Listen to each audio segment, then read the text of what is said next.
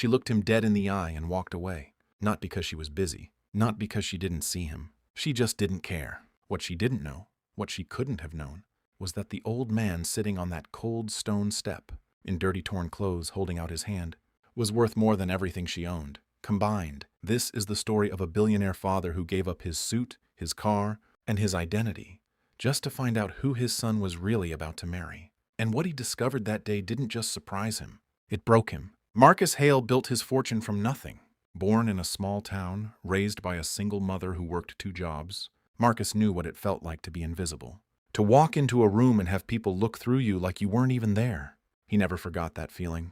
Even after the business empire, the penthouse, the private jet, he never forgot. So when his only son, Daniel, came home one evening and said he was going to propose to a woman named Vanessa, Marcus didn't throw a party. He got quiet.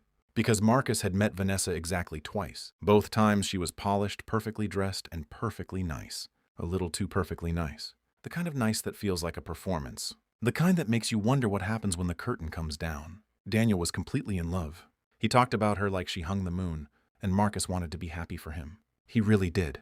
But something sat wrong in his chest. Something he couldn't shake. So he made a decision that most fathers would never make. He was going to test her. Not with words, not with a conversation. He was going to show up as someone she had absolutely no reason to be kind to, and see what she did. 3 days later, Marcus drove himself, no driver, no Mercedes, to a small cafe near the building where Vanessa worked. He was wearing clothes he had asked his housekeeper to find at a second-hand shop. Old boots, a jacket with a torn pocket. He hadn't shaved in 4 days. He sat outside on the stone steps near the entrance and waited. He watched people walk by. Some avoided eye contact. Some crossed to the other side. A young woman dropped a few coins next to him without saying a word, not even looking at his face. That one stung a little. He had been rich for over 30 years. He had forgotten, truly forgotten, what it felt like to be treated like you don't matter. Then Vanessa walked out. She was with a colleague laughing at something on her phone. She looked good, confident, the kind of woman who knows people are watching her. Marcus looked up and reached out his hand, not aggressively, just gently, the way someone does when they're tired and hungry, and hoping for basic human decency. Vanessa glanced at him. 1 second, maybe less, and then she looked back at her phone, stepped slightly to the left to avoid him, and kept walking. No pause, no hesitation, just nothing. Her colleague didn't even look. Marcus sat there for a long moment. He didn't move. A strange feeling washed over him. Not anger, not shock, on just a deep, quiet sadness. Because in that 1 second he saw everything he needed to see.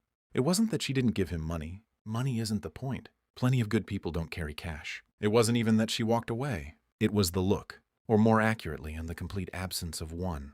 There was no discomfort, no guilt, no quick apology. She didn't even register him as a human being worth acknowledging. She looked at him the way you look at a trash can on the street. You see it. You move around it. You forget it immediately. Marcus went home that evening and sat alone in his study for a long time. Now, some of you might be thinking, okay, maybe she was distracted. Maybe she was having a bad day. Maybe one moment doesn't define a person. And Marcus thought the same thing. So he went back the next day. This time he was near the entrance to her apartment building early in the morning. He had a small paper bag next to him, like someone who had slept outside. He looked worse than the day before. Vanessa came out dressed for a morning run. Earphones in, sunglasses on.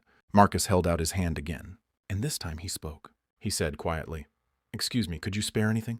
I haven't eaten since yesterday." Vanessa pulled out one earphone, looked at him, and then, without a single word, put the earphone back in and ran past him. She didn't say sorry. She didn't say she had nothing on her. She didn't even shake her head. She just left. Marcus watched her run down the street. And that was the moment. That was the moment his eyes filled up. Not because he was embarrassed. Not because he was cold or hungry. He was fine. He had a warm car 2 blocks away. But because he had a son who was about to spend the rest of his life with a woman who could look a suffering human being in the face and feel absolutely nothing. That broke him. He called Daniel that evening and asked him to come over. When Daniel arrived, Marcus didn't yell. He didn't make accusations. He sat his son down and told him everything. He showed him the photos his assistant had quietly taken from a distance. Not to humiliate Vanessa, but as proof, because he knew Daniel might not believe him. Daniel went very still. He looked at the photos for a long time. His father unrecognizable, sitting on cold steps, and Vanessa walking past. Not even a glance back. Daniel said, "Maybe she didn't recognize..." Marcus shook his head. "She didn't need to recognize me. She just needed to see a person." That sentence landed hard. Daniel didn't say anything for a while. Here's the part of this story that matters most. Because this isn't really about a billionaire and a test. That part is just the surface. This is about something much older and much more important. The idea that who you are when nobody is watching, when there's nothing to gain, when the person in front of you can't do anything for you. That is your real character. That is the actual you. Vanessa was kind to Marcus at dinner parties. She was warm and charming when Daniel was watching. She knew how to perform. A lot of people do. But a disguise doesn't just reveal the truth to the person wearing it. It reveals the truth about everyone around them. We live in a world where people are constantly performing for an audience. Social media, first impressions, job interviews, everything is a stage, and most of us are very, very good at the performance. But kindness that only shows up when someone is watching isn't kindness. It's strategy. The real question, the one Marcus was asking, isn't, can this woman be polite at a dinner table? It's, what does she do when she sees someone hurting and there's absolutely nothing in it for her? That answer tells you everything. As for Daniel, he didn't end the engagement that night. He needed time. He went back to Vanessa and, without telling her about the test, started watching more carefully, paying attention to the small moments, how she spoke to waiters, what she said about people who had less than her. And slowly, painfully, he started to see what his father had seen. 3 weeks later, Daniel called off the engagement. He told his father it was the hardest thing he had ever done, because he had loved her, or at least the version of her he thought he knew. But he said something that Marcus never forgot. He said, "I don't want to spend my life with someone I have to explain empathy to." Marcus didn't cry that time. He just nodded, because his son had seen it. And sometimes that's all a father can hope for.